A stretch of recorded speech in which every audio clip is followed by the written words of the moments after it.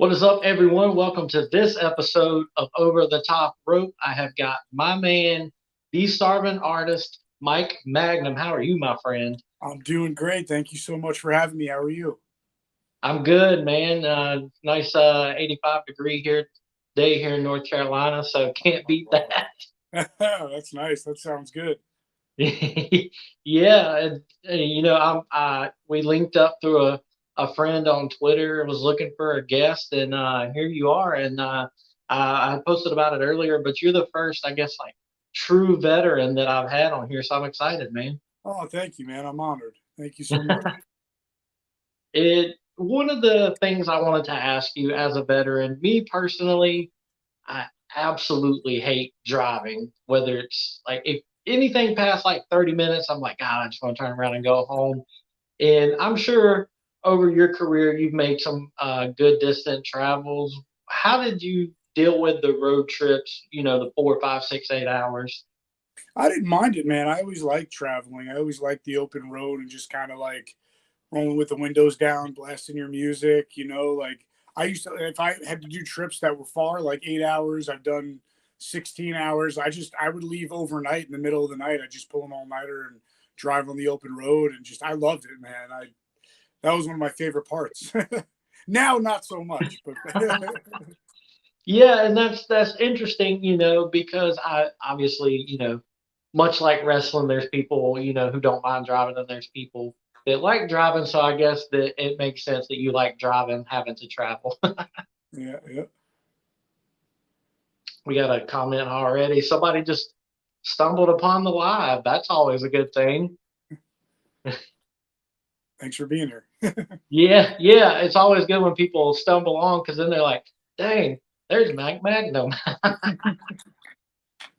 And that's another reason why I really like doing these is because I love giving you guys the platform to, share your stories and, just kind of give people to insight as to, who you are and what you do and what you're about. And I just love it because wrestling is an art form and you can have six different people watch a match and interpret it six different ways or get six different type of reviews, I guess, which I want to piggyback off of and kind of ask you your opinion on 16, 17 years ago there weren't dirt sheets, there weren't people trying to just really get into the backstage and what's going to happen 4 shows, 5 shows from now. So is that something you pay attention to, the accounts, I guess, on Twitter that are this is what's going on, this is what's not going on kind of thing? Not really. No, I never did. I came up like right when like Facebook was just becoming a thing, I think, or like MySpace just got established, and like so I Mhm. never really like I was too busy doing, training and trying to like focus on the dream to really like get involved in all the yeah, I'll find out for myself what's going on, if backstage Yes. as I go along. You know what I mean? So no, Yeah. I've never really been into those things. I mean, I think that's a good thing, that you were, not let the background noise get in the way. Because I It's very know easy to let it, especially in a business like wrestling. exactly. And, kind of along those same lines of social media maybe not being used for some, all good in the wrestling world. Social media has done a lot of good things in the wrestling world as Yeah, well. yeah, absolutely. I How agree. have you, how have you seen that on your end as far as like how social media has kind of benefited you in any kind of ways? Well, yeah, I mean, like it's the social networking for a reason. Like I've got a lot of people that I grew up watching or that are still on TV today that follow me, and then it kind of gave me that, or whether it was me or Full Faith Wrestling, they would follow one of those pages of something I was doing within the business, and that kind of opened the door so that when I'm doing extra work or having a dark match or something, I could approach them and say, hey, I just wanted to put a face to the name and say hello, and then you spark conversation that way, and I mean, so it's great. Those are the positives to it. If you use it the right way from like a professional business standpoint, like that little following of something could be your open door into a relationship with somebody you never thought you'd know. And I've been fortunate enough to have plenty of those just because of that. So, yeah. That's awesome. I love hearing that too, and I love hearing that people are using the social media for good in the wrestling world, because just from the fan side of it, and I know you guys see it too much, and like you said, you don't really pay attention too much, but I just see so much on Twitter, and I'm just like, why? Like, who takes the time to tweet that? I don't know, man. I don't get involved. It's to each his own, I guess. Yeah, yeah. And I'm just noticing that you got some figures and stuff like that in the background, man. As you can see, I'm a collector too. How's that going for you? Oh, it's good, man. I just kind of stuff I acquired from over the years, as a kid, and then things just, nostalgia pops in, and I'll grab something here and there, and I kind of, I'll add it with pictures of myself, like at Raw and SmackDown, and some of the AEW matches, pictures. Mhm. It's like my little man cave down here. My kids love it, so it's cool. It gets a pop when their friends come over. Like, your dad has toys. That's awesome. Is there something in your collection that does have significance to it, that does have real meaning to it? I mean, it all does, because it brings us back to our childhood, the times that we, loved it the most. And then the AEW side, I have a few figures of guys that I've either gotten to work with, gotten to meet, or have some sort of connection with through the matches I've had there, with some pictures, of matches I've had and some of the AEW graphics. And I was honored in the SWA Wrestling Hall of Fame. So I have that plaque up there too. So there's things around that have some meaning. But all in all, it's just, at the end of the day, it's just for nostalgia and fun, and stuff like that. I 100% understand that, and I think that majority of collectors would be right beside you on that, and the nostalgia. And I'm glad you brought up the Hall of Fame, because I definitely wanted to bring that up, because you don't really hear too many independent wrestlers being in a Hall of Fame of any sort. So I imagine that was a welcomed accomplishment for you. Oh, absolutely. I mean, it was an honor. It doesn't matter how many people are there, or how long the company's been around, or whatever the case is. If somebody that's a group of your peers that is recognizing you for something that you gave a lot of your body for. I mean, anybody who's heard my interviews before, and I'm sure you've done your homework, and you might even be asking later, but like, I've seen my share of injuries and things that Hmm. I'm sure I'm going to have to deal with for, years to come. But so to be recognized and honored for that in any capacity, that's really cool. It means something. I agree 100%. And I love the way that you, just, the way you said it, as in, kind of sacrificing your body basically. And, you want to give back to wrestling the way wrestling's giving back to you. And a Hall of Fame is just like almost like the ultimate way to do that. Yeah, I agree. It's a really nice honor. It surprised the heck out of me. And every time I come down here, I always see it. And I'm just like, wow, I can't believe I have something like that. It's pretty cool.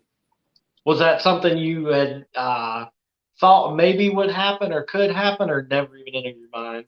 It was SWA is a company on Long Island out here in New York that it's been around for a while. I was one of their longest reigning heavyweight champions, and it was during a time period where I had, some issues with a back injury that I had had long ago. So I had to kind of like just relinquish the title. And Hmm. so after that, they never, not for any heat or anything. They just never really asked me back. I started coming back. I started doing things, but I never really heard from them again. There was no problems, but, so I didn't Yeah. think, but I just figured, because of that, maybe there was a bad taste. But so it was a real big shock to me. And it was a good closure on that, because I wasn't sure. Oh wow, yeah, and I guess that kind of did round everything out and And I'm tie going back everything there for one together. more match for their title in June. Oh, Yep. that's pretty impressive. That's awesome. Yeah. And you kind of touched on it too, and I always bring it up. You had several matches on Dark and Dark Elevation. Yeah. So, and how did that come about? I was just fortunate enough to make some connections, like I said, through Well, it wasn't through social media, but through my ministry, Full Faith Wrestling, that Hmm. has a show coming up this Saturday. Um, I booked Glacier for the show. Yep. Uh, Something came up with a movie he was filming. He couldn't make the date last minute. Very professional about it. No hard feelings. But we wound up connecting through that because he wanted to give me a call personally and apologize and the whole thing. We just kept in touch.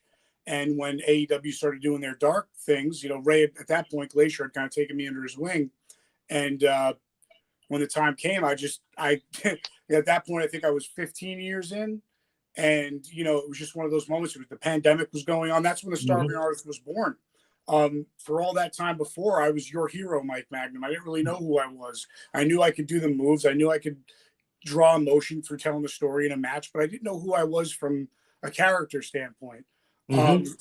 so it took that long. We were sitting there, and my wife and I were looking through social media, seeing everybody missing their lives and missing everything. And she just kind of looked at me. She's like, "Man, it's like a bunch of starving artists," And I was like, "Wow, that's actually really good." It was kind of like the way you remember, like Stone Cold telling this story about his wife just kind of saying that her tea was stone cold, and he's like, "That's it," And so it was one of those moments. And from there, I just started trying to develop the character, understand it, make it kind of because all the greats will always tell you, it's the best character is a version of yourself with the volume turned up. I can't draw a stick figure, but this starving artist thing is really cool. How could I apply that? Well, wrestling's my art. The ring is my canvas. Why am I starving? Well, because I've loved this since I was 10 years old, and all I've ever wanted is to keep that promise to him that I'm gonna fulfill his dreams. So then it started to all come together, and when I felt like I had the right package.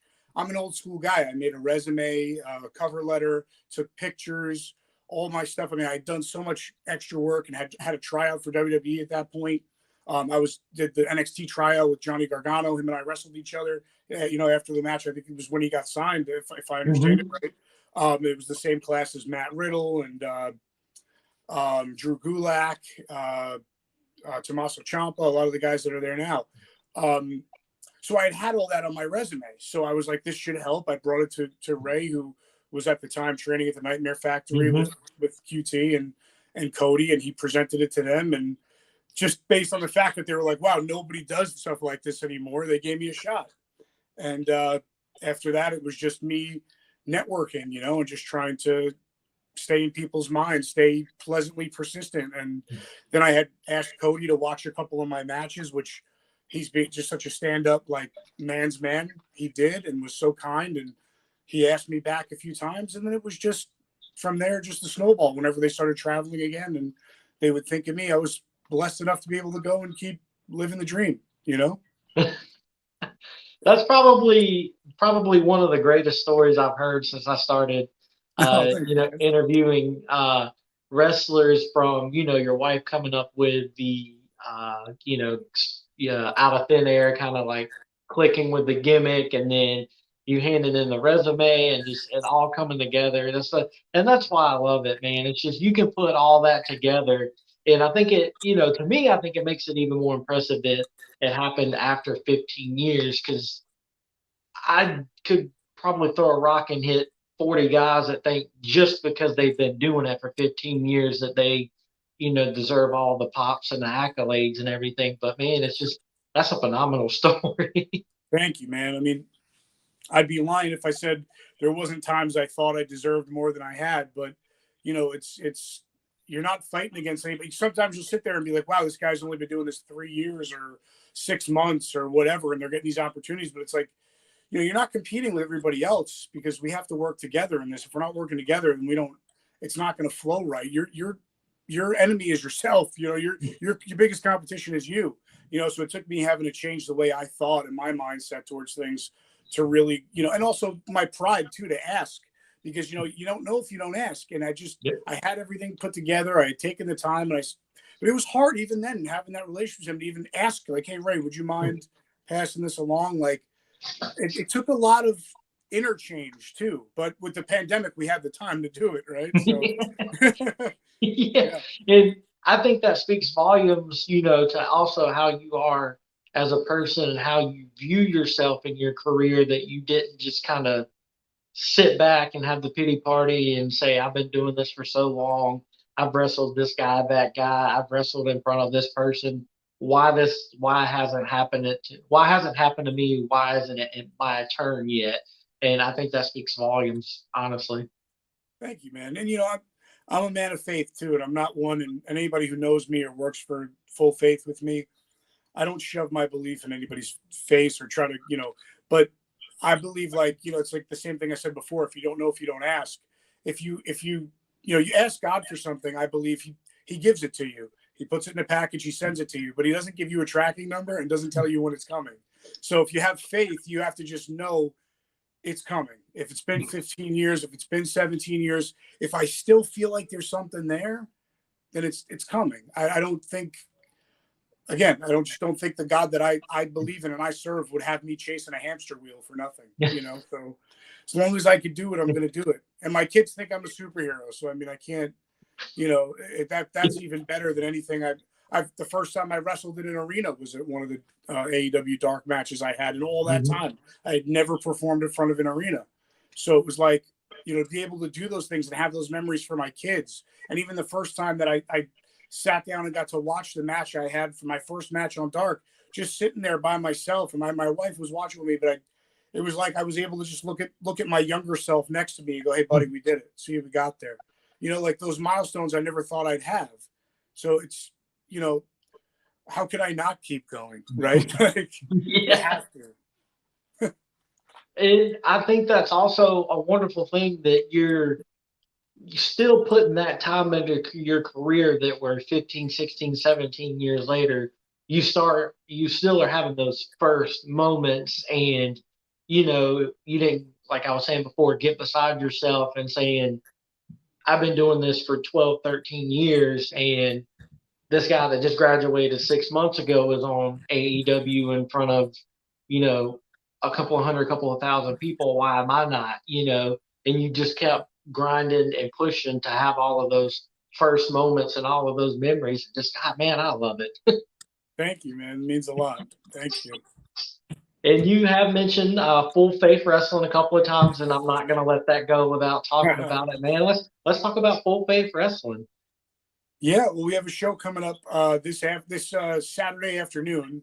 I wanted to make sure I said afternoon and not night because it's always at night. But we're doing one in the afternoon this time, and it's a benefit for the wrestling club, which everybody knows if you're in the wrestling community. And they will be in the house, the wrestling club, Victor Perry.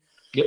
And it's just totally dedicated to them. I put a show together that I just felt like it's got everything. It's got a ladder match between myself and Anthony Gangone. It's got a Royal Rumble style call your shot battle royal, which the winner will get a guaranteed contract at any title in the company for a calendar year. It's got a handicap match. It's got Mike Mondo versus the Long Island Landmine Joe Ocasio. So for the pure like wrestling fans, it's a great match, So it's got a little bit of everything, and it's the best part about it is, like I did call it before, it's a ministry. So we're not throwing Bibles at anybody, but we're there to just do a benefit, try to do something good, make people happy, leave with a good feeling, and have a safe place to go so you could bring the kids. And any of the times I've ever done a show, at the end of the night, I've always got people, at least 20, 30 people come up to me, send me a message, come up to me that night and just go, I just had so much fun. Like I just feel different at your shows. And it could be, I've heard it from, 10-year-olds and I've heard it from 50-year-olds, so it's not like, oh, you could bring the kids. It's going to be really hokey. We'll have Doink the Clown. Like it's going to be fun and entertaining, but you don't have to worry about anything. And I just think, once I became a parent myself, I realized how important that is, because you want your kids to love wrestling and you don't want to have to sit there and like shield them from things, too young or whatever the case is. So I think that's important to highlight because there's not a lot of that out there. So, yeah, and it's on Long Island at the NYWC Sportatorium. We have a VIP meet and greet, and that completely sold out, which was such a blessing. And we still have general admission tickets. They're on Eventbrite right now. Anything left will be at the door. And the show starts at 2:30. So, I mean, if anybody's, looking for something to do in the afternoon before Mother's Day, there you go. Man, I think you just like combined it like everything that wrestling should be about. You've got the you're getting the kids involved. You've got pretty much like you were saying, anything, any type of match, you could imagine where people aren't using light tubes and stuff like that. I mean, even cruiserweights, we have like a light heavyweight invitational. It's like a gauntlet match, like they did at WrestleMania 20 for the cruiserweight title. Like there's like Hmm. every type of style of wrestling you're going to want to see, you can see, and there'll be guys like Nunzio, Little Guido from ECW, Caesar Bonone from AEW, Mike Oh Mondo, like I wow. said before, um, Brother Greatness, who's all over, Wrestling Open, Rex Lawless, who's all over Wrestling Open. So, there's names both television wise and top indie guys. So it's not just like I said, it's not just a hokey show that's safe for kids. There's going to be some legitimate people there. I love it, man, and I love that you've put so much thought into it and so much passion into it. And I think it's such a huge thing to get kids involved, and whether they be I say somewhat viral kids like the wrestling club, or just some dads like, I want to go and I've got the kids with me that night, so I'm going.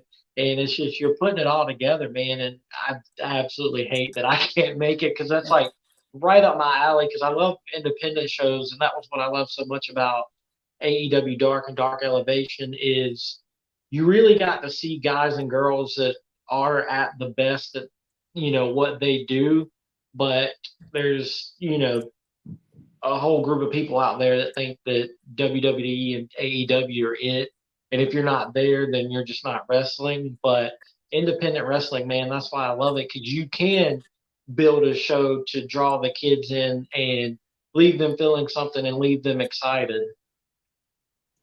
Yeah, I agree. I mean, anytime you talk to anybody about wrestling, no matter what age they are, they always come at you with whether they're a fan or not, like some sort of memory as a kid. It always brings out like the kid in us.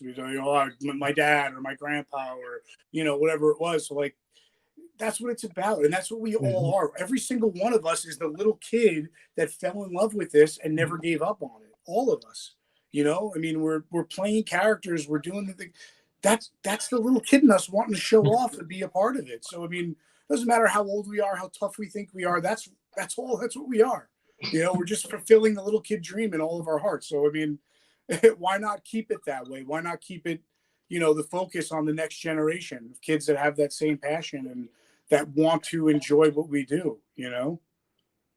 I 100% agree with you, and I don't think I could have said it any better, because I think that, wrestling isn't as popular as it was in the 80s and 90s. And so It's getting coming back kids, up though. AEW helped, come back up. yeah, 100%, Yeah. yes. But I And yeah, and I love that you're, getting the kids involved to get that next generation into wrestling, and, get that stigma away from it, that if you watch wrestling, you're a weirdo. meanwhile those kids were going home and watching it, they just didn't tell anybody. And you're one, oh my God, you hit the nail on the head. And when I was in middle school, basically, if you watched wrestling, you were a nerd, you were lame, and all this other stuff. And I always equate it to Nickelback. If you listen to Nickelback, you're a weirdo and a nerd. Everybody listened to Nickelback, just nobody Everybody admitted knows a to it. Nickelback song by heart. Everybody. I agree. Yep. Yeah, and it's like you were watching it, you were listening to it, you just weren't telling anybody. Right, exactly. Because yep, exactly right. That's And the one last thing I did want to bring up, because when I saw the picture, it kind of almost made me kind of feel a certain type of way, because I think she never got the credit she deserved. Never was so underrated. I don't think people appreciated what she did in the WWF, and that was the picture on your Instagram of you and Luna.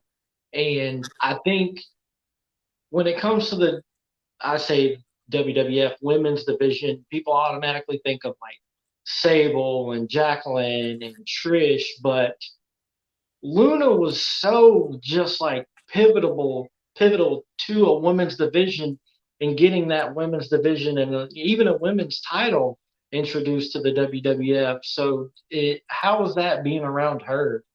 You actually, I got to be honest with you, man. You gave me goosebumps just now because I've done so many podcasts and so many interviews, and Mhm. nobody's ever brought Luna up. Nobody, and I'm so surprised because Criminal. people know I've been vocal enough of how I looked up to her, and I just, it's so funny that it gave me chills because we have this show coming up in a couple of days, and that just like gave me so much extra encouragement that she's, that was Yep. cool, man. Thank you for doing your homework and seeing that. But um, yeah, she, I didn't. My interaction with her wasn't very long, like, but it was so impactful. She was such a genuine person, and she just had that motherly like heart the second that you met her. And I was young, I was nervous, I was very green, and like, Gangrel was there, and he was awesome Mhm. too, and he was a phenomenal guy, but he was intimidating. That was a guy I grew up watching in school, and he was still a big dude that can go, and I was just getting started, and I wanted to be better than I was. um and I think she sensed that, my heart was there. um Mhm. Sorry. No, I had gotten hurt. We did a seminar. It was a 2-night seminar. The first seminar, it was my first wrestling injury. I hyperextended my knee, and it was pretty bad. I was coming off the bottom rope to do like a kick to the guy's leg, and I sprung off of it, and I straightened my leg completely before I hit the ground, so it bent the opposite way, and I rolled out of the ring. And I remember there was this dirty mat on the floor next to the ring that everybody would wipe their feet on. I had it in my mouth, and I was biting it because I was in so much pain. And she just came right over. She's holding my hand, like checking it, like really, really just nothing else mattered at that moment. And my mom, who was always a nervous wreck and like hated that I wrestled, came, to come get me, and she Mhm. came out. She didn't carry me, but she could have carried me, but she had me up, and she was, helping me to the car and put me in the trunk so I could keep my legs straight, and excuse me, all that, and she's talking to my mom, trying to make her feel better, like talked to my mom for like a half hour and like calmed her down, and it's just unbelievable. And then the next night, I think it was RF Video. I'm aging myself. It was like 2006 or seven. Mhm. So RF Video was there filming it. The whole, and it was because it was like right up the road from some psych ward on Long Island. So they Mhm. did like a thing with Gangrel and Luna there, and then like they were teaching in this warehouse. It was all broken down and looked haunted. Um, she made sure the whole night that I got on camera as much as possible. She was asking me questions. She would bring me over and be like, "What's a question you have for me?" And I would tell her one, and she'd be like, "Hey, now come over here. I'm going to get the camera guy. Ask me again." And then she would give me the answer, and she had me doing the promos. Like she involved. I had a full leg cast on. I couldn't bend my leg; it was completely straight. I had like a peg leg, and she's having me just do everything to make sure I'm involved, and just, I mean, kept in touch with me. At that point, I think there was really only email. If you had text, it Mhm. was like you had to pay for it, like back then. Yeah.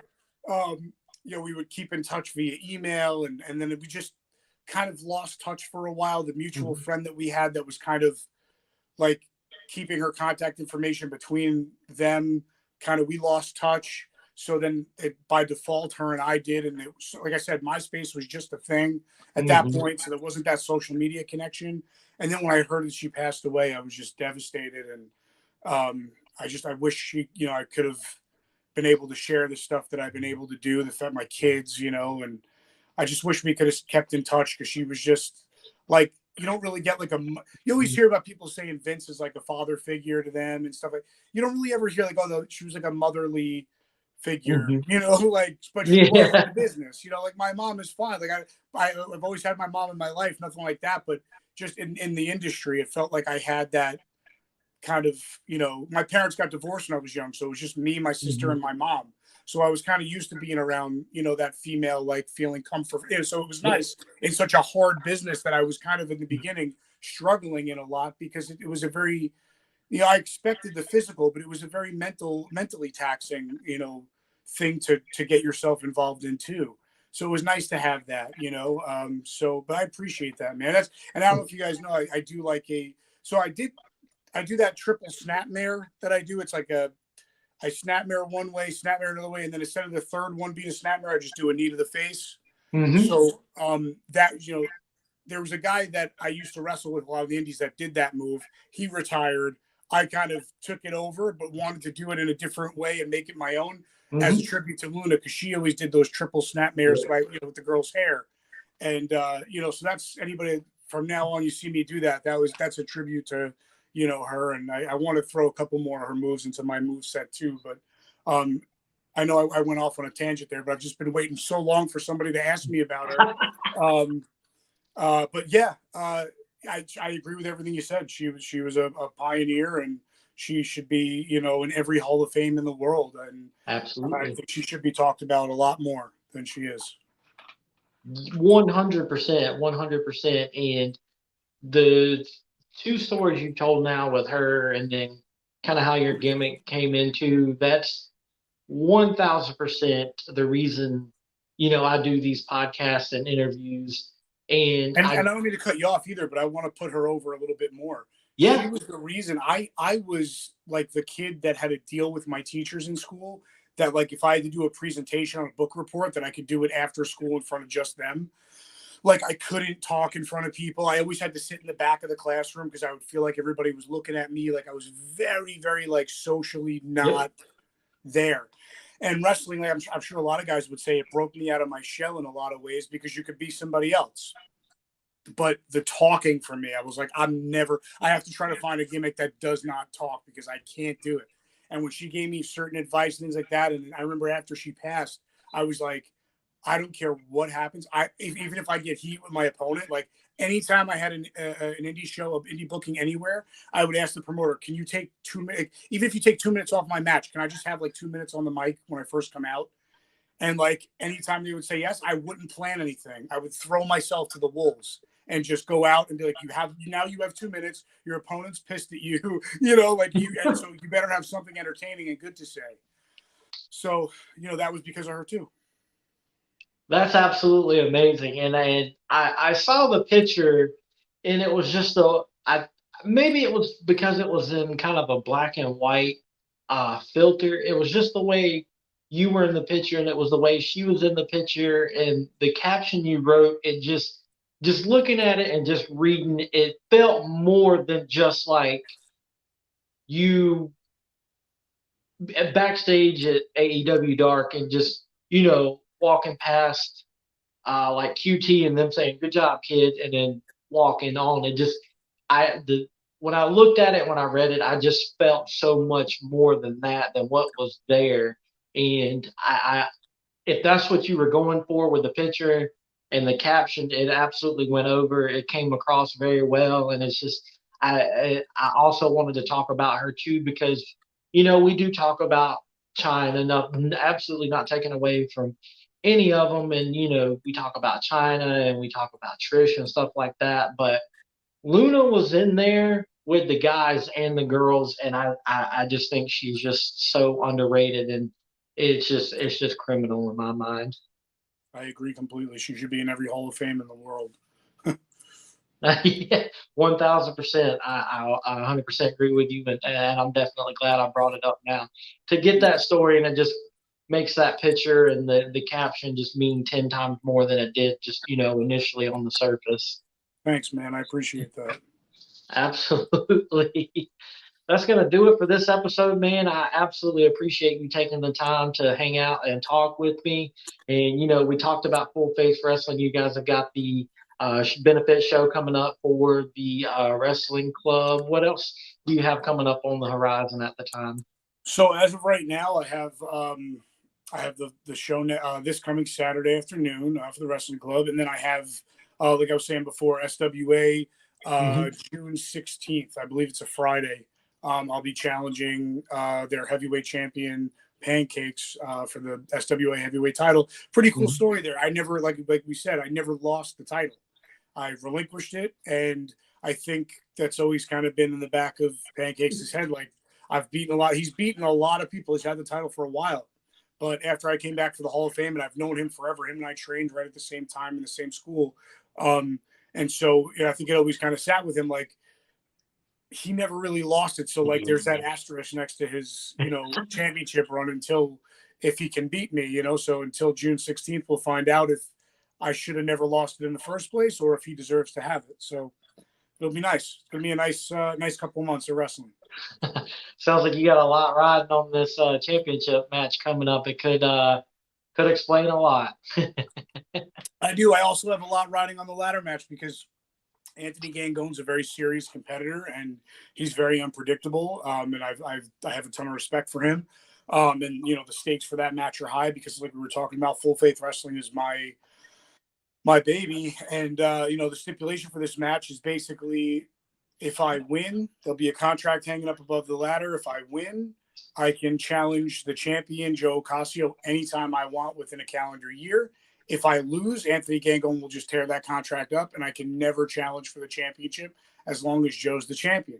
So it was like, you're going to tell me what I can and can't do in my own thing here? Like, that's not how that's going to work. So there's a lot riding on that too. So, I mean, it's going to be an emotional and a very exciting couple of months to see what happens. I mean, my career could be totally different in the next couple of days and couple of weeks, Yeah, it absolutely sounds like it. And now I'm just like already anxious for the video to come out of the matches. And I think that's what it's all about right there, man, too, telling the story, having, leave them wanting more.